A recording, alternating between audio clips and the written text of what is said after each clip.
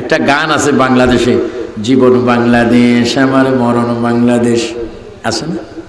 হ্যাঁ, জীবন বাংলাদেশ আমার মরণ বাংলাদেশ, প্রথম বাংলাদেশ আমার শেষ বাংলাদেশ। এই পর্যন্ত কোনো আলেম শিরিক বলেনি। ভালো কথা, এটা জীবন বাংলাদেশ আমি মানি, মরণ বাংলাদেশের জন্য মানি। কিন্তু তোমার আমার স্লোগান হবে জীবন রসুল, মরণ রসুল, খবর রসুল, হাসর রসুল, ফুলসরাত রসুল, কারণ রসুল ছাড়া কোনো জায়গা না। সুবহানাল্লাহ, সুবহানাল্লাহ। এবার নামাজ দিব না আমার বাবারা, আজানের ভিতরে রসুল আছে কিনা? আছে। নামাজে আছে, কোরআনে আছে, হাদিসে আছে। তুমি আমি যেই দিন 60-70-80 বছর পরে কবরে যাব, সেই মুহূর্তে একটা স্লোগান আছে, বলো বিসমিল্লাহি ওয়া আলা মিল্লাতি রাসূলিল্লাহ। সব একটু জোরে বলো, বিসমিল্লাহি ওয়া আলা মিল্লাতি রাসূলিল্লাহ। এজন্য আমার ভাইরা, রাসূলের গুণে রাসূলকে অনুসরণ করা, আতিউল্লাহ ওয়া আতিউর রাসূল, আল্লাহ রাসূলকে তোমরা ইত্তেবা করো, অনুসরণ করো। আল্লাহ বলেন লাকাদ কানা লাকুম ফি রাসূলিল্লাহি উসওয়াতুন হাসানা। তোমার জীবনকে যদি জিরো থেকে হিরো করতে চাও, অসামাজিক থেকে যদি সামাজিক করতে চাও, অন্যায় কাজ থেকে যদি ন্যায় পথের সৈনিক হতে চাও, উম্মত রে, বান্দারে, আমার রাসূলকে তোমরা একটু অনুসরণ করো। আমার রাসূলের চরিত্রের মধ্যে উত্তম গ্যারান্টি চরিত্র রয়েছে তোমাকে জাহান্নাম থেকে পরিপূর্ণ মুক্ত করার জন্য। বলুন সুবহানাল্লাহ। তাই আজকে ফাজিল পাঠ মরহুম ডাক্তার আব্দুল বারী সাহেব, তিনি রহমতুল্লাহ বলা যায়, আল্লাহর রহমত নাজিল হোক। কারণ 8 বছর যার ধারাবাহিকতায় ইসলামিক একটা জলসা এখনো বিদ্যমান রয়েছে, আল্লাহর রহমত তার উপর হোক। এটা আপনারা চান কি চান না? রহমতুল্লাহ আলাইহি বলবেন, এটার জন্য আমি দেই। আগামীতে ওনার নামের পরে কি লিখবেন? রহমতুল্লাহ আলাইহি। কিসের কারণে? ভালো একটা কাজ তিনি শুরু করে 3 বছর ধরে রেখেছেন, বাকি 5 বছর ধরে 8 বছর হলো, কিয়ামত পর্যন্ত এটা চালু থাকুক। আপনার চান কিনা? জোহরের নামাজ পড়ে আল্লাহ রাসূল বলে, আলী, আমার পকেটে একটা শক্ত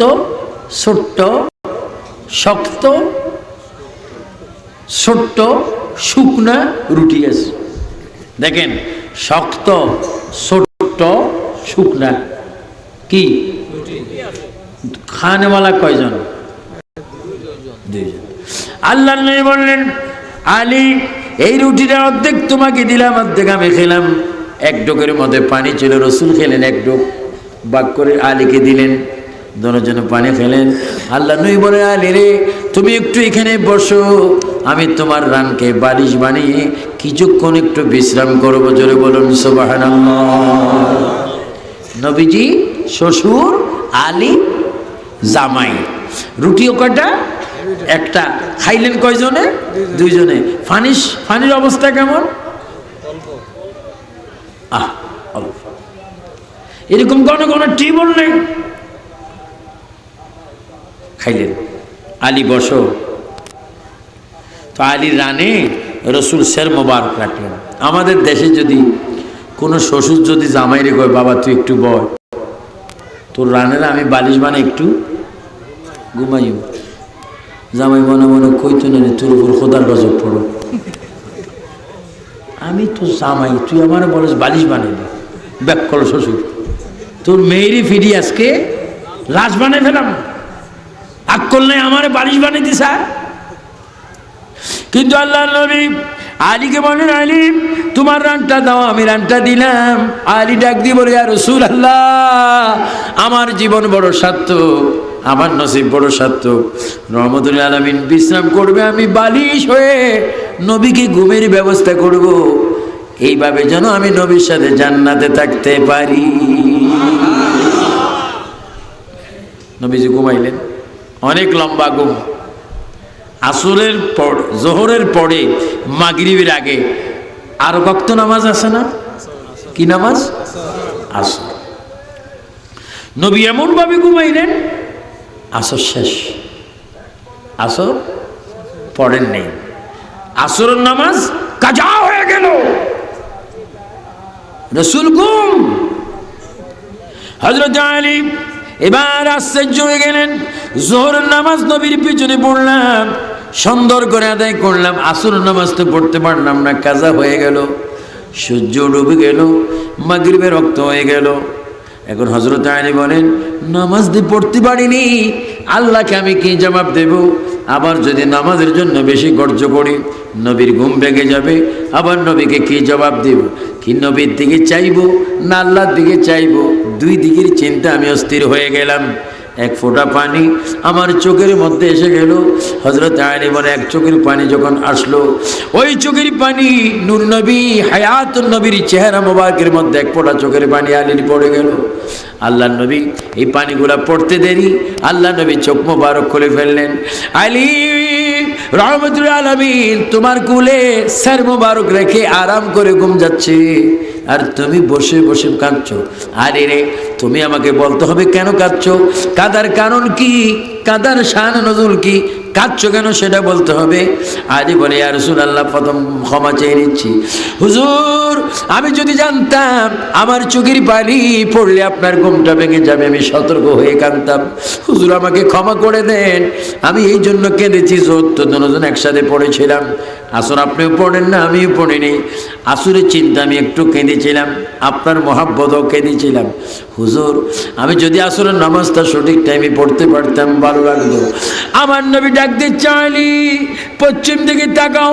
কয় ইয়া রাসূলুল্লাহ, তাকাইলাম। কয় কি দেখতে পাচ্ছ? কয় সূর্য ডুবে গিয়েছে, সারা পৃথিবীতে এখন মাগরিবের আজান হবে, আসরের জামাত তো চলে গেছে। আমার নবী বলে, আলী রে, আমাকে আদম, ঈসা, মূসা, ইব্রাহিম খলিলুল্লাহ, দাউদ আলাইহিস সালাম মনে করো না, আমি হচ্ছি আখিরি রাসূল। তোমার যদি নামাজ পড়ার খেয়াল থাকে, তুমি নামাজের জন্য তৈয়ার হয়ে যাও, আমি এক্ষুনি মাগরিবের টাইমকে আসরের টাইম বানাই দেব, সূর্যকে তোমার জন্য তুলে দেব। জোরে বলুন সুবহানাল্লাহ, আল্লাহু আকবার, আল্লাহু আকবার। আমার নবীর ক্ষমতা আসমানে আছে কিনা? আছে, আসমানে আছে। সুবহানাল্লাহ, সুবহানাল্লাহ। হযরত আলী নামাজের জন্য তৈয়ার হলেন।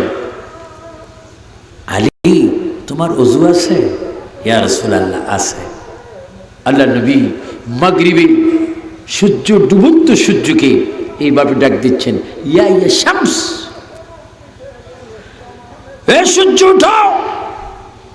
সূর্য কাঁপতে কাঁপতে উঠলেন, আসরের টাইম হয়ে গেল। সুবহানাল্লাহ বলবেন না? আমার দেশের কবি, কুমিল্লার সন্তান কাজী নজরুল সাহেব বলেছেন, মরহুম, আমি হব সকালবেলার পাখি, সবার আগে কুসুম বাগে উঠবো আমি ডাকি, সূর্য আমার। সূর্য কি আমার মাছ সাজতে ভাই না আপনার মাছ জাগাতে ভাই? সকালে যদি বলি মামারে শীত খুব বেশি, একটু তরাতরি আয়, সূর্য বলবো আমার কোনো বইল নেই, বাগিনাও নেই। পৃথিবীর সব মানুষগুলি এট এ টাইমে যদি সূর্যকে আহ্বান করে, সূর্য আসবে না। ও শ্রোতা বাবারা, আমার ফাজিল পর মরহুম ডাক্তার আব্দুল বারী রহমতুল্লাহ আলাইহি সাহেবের বাড়ির প্রাঙ্গণের এই মাহফিলে বলুন, আমার নবী ডাক দিলে সূর্য আসে কি আসে না? আসে। সুবহানাল্লাহ বলুন। তাহলে নবী থাকে জমিনে, নবীর ক্ষমতা প্রয়োগ হয় আসমানে। সুবহানাল্লাহ বলুন। হযরত আলী নামাজ পড়ে নিলেন, আমার নবী সূর্যকে তুললেন। তাহলে বোঝা গেল মুহাম্মদ রাসূলুল্লাহ সাল্লাল্লাহু আলাইহি ওয়াসাল্লাম এমন একজন শ্রেষ্ঠ নবী, আলা নবী, যার প্রশংসা আল্লাহ পাক বলেছেন, ওয়া রাফা'না লাকা যিকরাক। এজন্য আমি ওয়াইজিনদেরকে বলবো, আজকের সকল ওয়াইজিনকে বলবো, আমি আমাকেও বলবো, এমন কোনো ভাষা তোমার মুখে নবীর শানে প্রয়োগ করো না যেই ভাষায় তোমার ঈমান চলে যাবে। কারণ নবী হচ্ছেন আলা, নবী হচ্ছেন বালা, নবী হচ্ছেন শ্রেষ্ঠ, নবী হচ্ছেন উত্তম, নবী হচ্ছেন আফজল। আল্লাহর কোরআনের ভাষা ওয়া রাফা'না লাকা যিকরা। চিৎকার দিয়ে বলুন সুবহানাল্লাহ। আল্লাহ কোরআনে বলেন, কুল্লু মান আলাইহা ফান ওয়া ইয়াবকা ওয়াজহু রাব্বিকা যুল জালালি ওয়াল ইকরাম।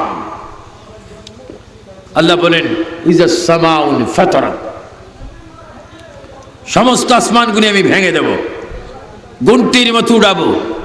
ওয়াইজাল কাওয়াকিবুন তাসারাত, সমস্ত তারকাগুলি তসবি ছিঁড়ে গেলে যে এরকম তসবির দানাগুলি আস্তে আস্তে একটার পর একটা পড়ে যায়, এই সুতাটা ছিঁড়ে গেলে এগুলা কি হবে?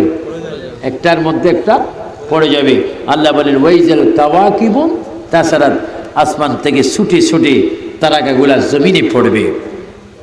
ওয়াইজাল বিহারু ফুজ্জিরাত, সমস্ত সাগরের পানিগুলি শুকিয়ে জমিনে উঠবে, সাগরের তলদেশে আগুন জ্বলবে। ওয়াইজাল কুবুরু বুসিরাত, সমস্ত মানুষগুলি উলঙ্গ অবস্থায় কবর থেকে বাইর হবে। ওই কঠিন মুসিবতে একটি মসজিদও থাকবে না আজান দেওয়ার মতো, একজন ইমাম থাকবে না নামাজ পড়াইবার মতো, একজন মুসলিম থাকবে না নামাজ পড়ার মতো।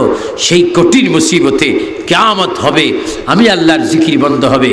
কিন্তু রসুল, ও আমার বন্ধু রসুল, যে মুহূর্তে আমি আল্লাহর জিকির কেউ করবে না, কাউকে রাখবো না, সেই মুহূর্তে আপনার দুরূদ শরীফ চলবে, আমি আল্লাহই নিজে আপনার দুরূদ শরীফ পড়ব। আর একটু জোরে বলেন না সুবহানাল্লাহ। আপনার নবীর দুরূদ শরীফ চান কি চান না?